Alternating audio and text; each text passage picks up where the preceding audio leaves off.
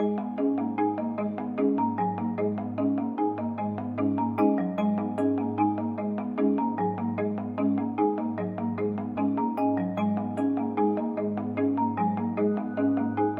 the injection impact report, about 98% of the healthcare providers say that they regularly talk to their patients about insulin injections.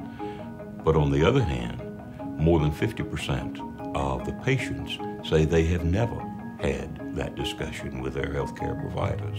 I didn't bring up the pain of the needle sticks or the injections with my physician because I was embarrassed. I did not want them to think that I was childish.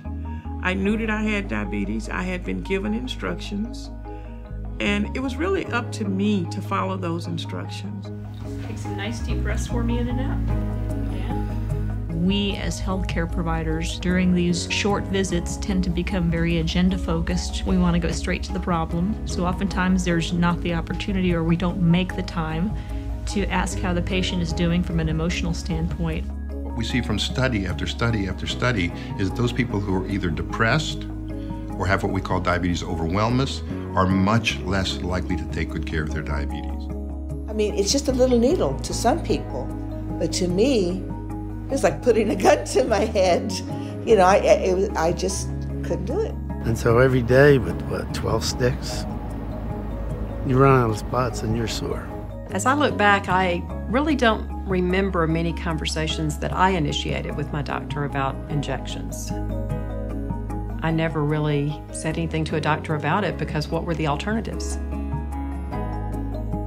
The iPort is one more tool in my whole bag of tricks that I can offer my patients. An iPort is one stick.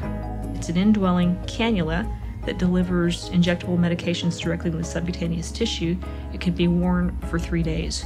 So we're talking about one stick as opposed to anywhere between 12 and 20 sticks in a 3-day period of time. Over the last decade, there have been enormous innovations in technology. It is the responsibility for all of the groups interested to talk about those new innovations and see whether or not they are appropriate for their use.